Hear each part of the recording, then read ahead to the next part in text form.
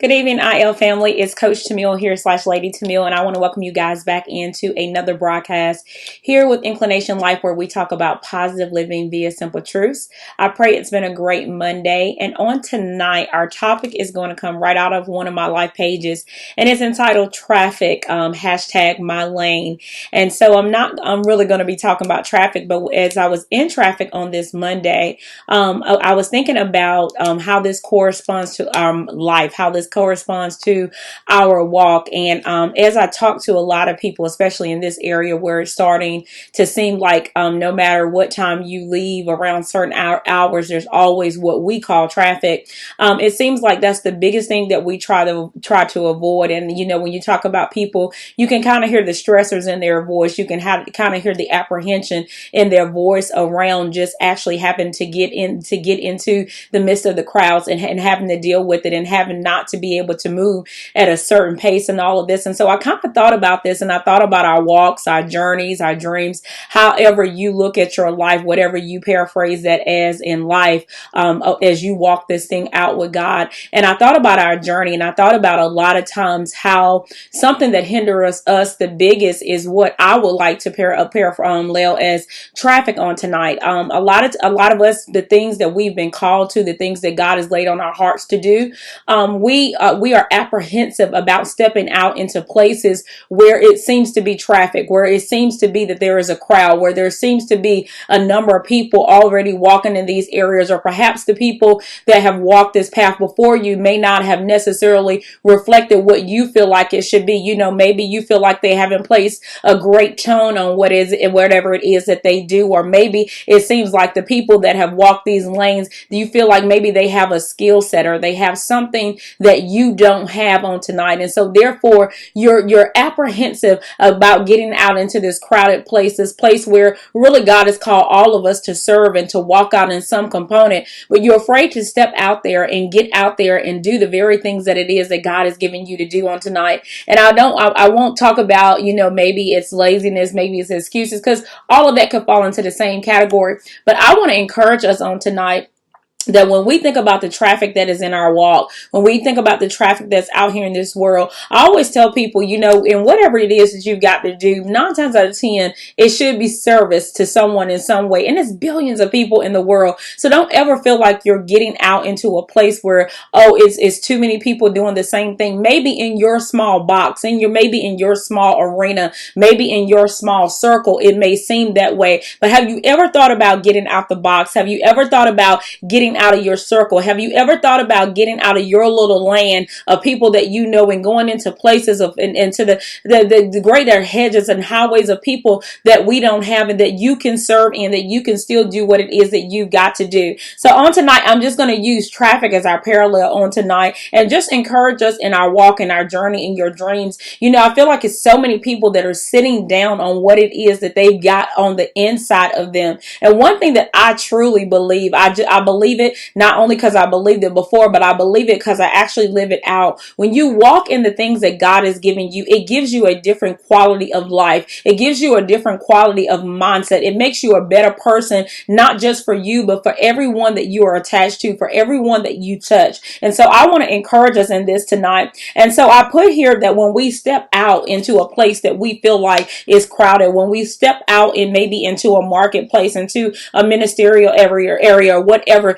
and we feel that thing that makes us want to stop. We feel that thing that places us in a place of comparison, even though we don't like to use that word. How do we respond? Do we look for a solution? And so as I take it back over to our parallel on tonight, when I'm sitting in traffic, you have a choice. You either can get frustrated because you're surrounded by cars and it looks like you're not going anywhere, or it's taking you double the time to get there, or you can look for a solution in life and you can say, what is it that I can do with this time? Well, I want to tell us, even with our walk on tonight, even with our journey, whatever your journey looks like and whatever it is that you have to do, that even though you may step into a place where it seems like there are so many already doing it, or maybe everybody that surrounds you is doing the same thing, the thing about it is when you step out, you've got a choice. You can step out in there and you can say, I'm going to be my own individual selves. Even when we're on the road and we're looking at all the cars, and you may see someone with the same make and model of your car, but there's always going to be a differentiator. Even if there's no more than the driver being you,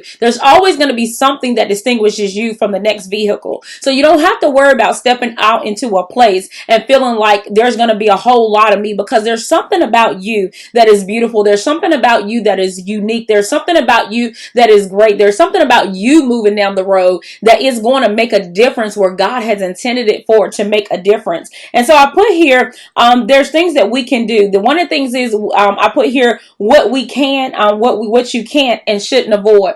One of the things that I want to say on today is just like when you leave work, and you know that I was talking to someone on yesterday, and we were talking about how the traffic looks around 5 o'clock, and I was like, it doesn't matter what you do, you're not going to be able to avoid it. It doesn't matter where you're coming from or where you're going to. Eventually, if you come out around that time, you're going to hit traffic in some capacity. And so I said, there's a few things that we could do here. Number one, you can get ahead of it. And as I thought about this, the people that is in this category, you probably better can phrase them as trailblazers. There are not many trailblazers in the world. There are not many people that are wanting to kick down doors and open pathways for other people to walk through, because they face a lot more opposition, because they have to put in a lot more groundwork than anyone else. And so the people that are trailblazers and the inventors of the world, they're in a category all of their own. There's not many people that are willing to get out there and get ahead. And that's okay if that's not you on tonight. That's okay if you say, I'm not going to be the one that kick down doors and this and that, but I can pick up the baton and keep on going. And then the other person I thought about on tonight, I said, well, when you look out there and you say, okay, I don't want to step out because it seems like everybody else is doing this thing.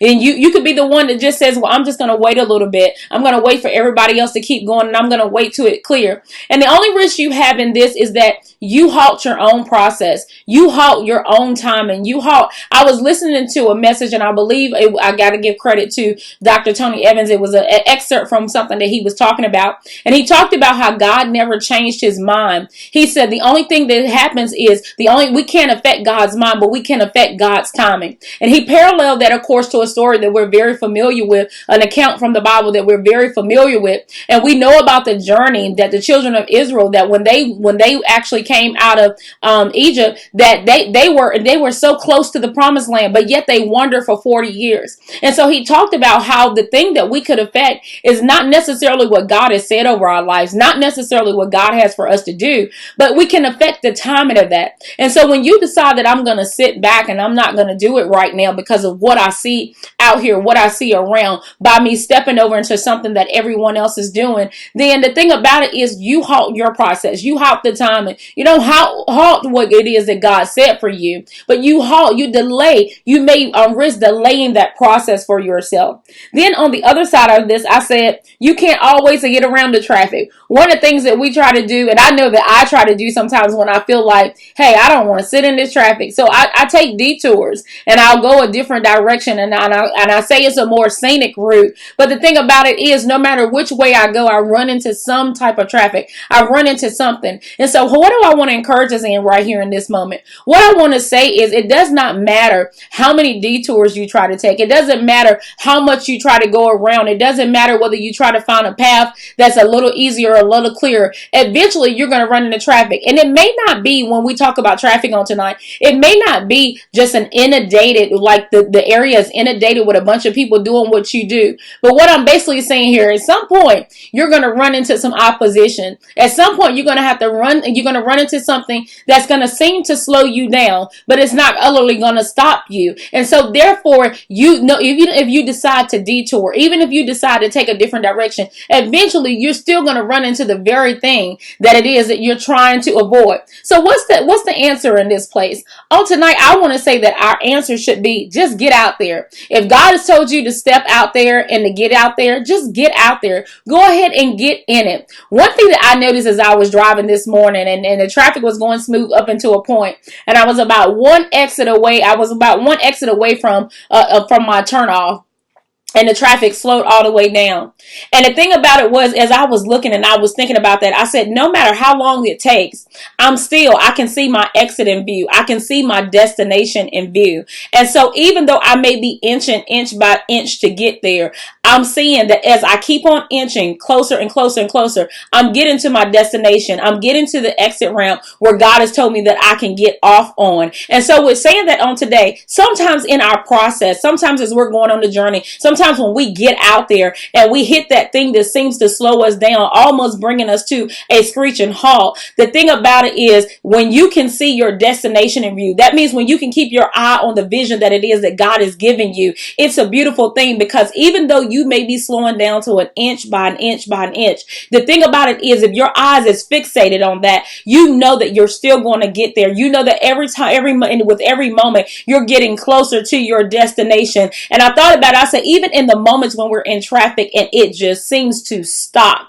when something is still moving, and that's time. Time is still moving. There's still some forward thing that is going on in our lives. So there still is some movement going on. And so when I looked up the really official definition of traffic, it talked about vehicles, pedestrian, ships moving along a route. And what stuck about, well, there's two things that stood out to me about this definition. The first one is that they were moving, and that's what I just talked about a moment ago. The fact that you're still moving. But then I love the fact that it said a route. And when I think about that, I believe that God has a plan for each and every one of us. I believe He has a destination for each and every one of us. Even when it seems like our purposes align, there's something in the midst of it that makes us unique. There's something that makes our journey unique next to the next person that we're on. Even when you find someone with all the similarities in the world, there's somewhere that you're going to find that's going to be that differentiating factor for the two of you. And so I believe God has a route for all of us to go. And the thing about it is we've got to be in tune with that to be able to go on that route, to be able to go on that journey. So the other thing that I noticed about the traffic on today was, and I notice this all the time when I'm in traffic, is that I notice how you get those people that feel like I'm going to get ahead of a person because maybe I feel like they're driving slow, or this lane is moving, not realizing that this lane is only going to move for like 10 seconds and then it's going to stop, and then this lane is going to move a little bit. But sometimes when we're in traffic, because we can't see everything that's up ahead, it looks like what's moving beside us is moving a lot faster. And so all of a sudden we believe, okay, well, maybe I'll get there faster if I switch lanes and I move over here, only to find out that I'm going to get just a little way up the road and I'm going to face the very thing that I felt like I was facing now. And now the lane that I came out of seems to be moving faster than the one that I was in. And so with saying that, switching lanes doesn't always work. And that's why I love that definition had route there, because the thing about it is you've got a route. God's got a route for you. It does not help you to switch lanes to believe that I'm going to get there faster. Trust the lane that He's giving you. Trust the process that He's giving you. Trust the route that He's told you to take on today. And then I put here, because that lane can cause you to halt. And the other thing I put here is that you should ride that lane until it's time for you to get off, until it's time for you to get over. God's going to tell you if you need to switch lanes. God's going to tell you if you need to take the next exit that's up ahead. But you've got to be in tune so that when you're out there in the midst of everything, you can hear exactly what He's saying through the Spirit, and so you don't miss your turn. And so the last thing I put here is I put to be courteous. And so this is something that I notice in traffic, because when we're in a hurry, and especially when we get in traffic, and maybe we feel like I'm behind the gun, I'm not going to get to where I need to be on time. Maybe I'm just an aggressive driver or whatever it is, and I'm still parallel traffic on tonight. And so oftentimes what we will do is we will switch lanes. We will cut people off in order to get to where it is that we need to be. And so the last thing that I want to tell us on tonight is that as we're talking about this, my lane, is that we need to be courteous. We don't have to cut anybody off to get to where it is that we're going to, or where God has us to go to. That destination is going to still be there when we get there. And so what do I mean that we don't have to cut anybody off? It means a lot of times when I see people embarking on things, when embarking on their journey, embarking on new things, the first thing they do as a come up is they begin to point out everyone that they feel like is not measuring up to their standard or measuring up to however it is that they see it. And so they feel like I've got to cut somebody else's neck off in order to get ahead. And I just want to remind you on tonight is that if you can serve the God that I serve, you don't have to cut anybody off to get to where it is that you're going, because your destination is your destination. That place of promise for you is that place of promise for you. And you don't have to cut anybody off to get it to it. You don't have to push anybody down. You don't have to step on anyone's head or neck unless you're stepping on the shoulders, because they've been that trailblazer that has opened a door for you to be able to walk on and build upon what it is that they've already done. So let's be courteous on tonight and let's stay in our lanes, because we've got a lane. We've got a route. We shouldn't be afraid to jump out there in the midst of the crowds, in the midst of all of the noise and the chaos, because there's something unique about us that God wants to put out there in that place. There's something through the very things that he's placed in your hearts and your hands on tonight that he wants to get to other people. And I believe that it's time for us to just forge ahead, keep our eyes on the prize, and make sure that we stay in our lane. And I believe that when we get to that place of promise, we're going to understand why God took us through all those routes, why God sometimes put us in the traffic, why he sometimes put us in the crowded places, why sometimes he told us to step out even when it seems so busy and chaotic. But he said, now is your time to step out in the midst, because that's when we are going to make a difference. And we may not all understand it all now, but all we've got to do is keep driving and keep forging ahead, even if that's inch by inch. So I want to thank you all for tuning in on tonight. And I pray that this talk has been very encouraging to you, and that you'll come back in with me next week as we have another conversation about positive living via simple truths. Have a good night and a very blessed week.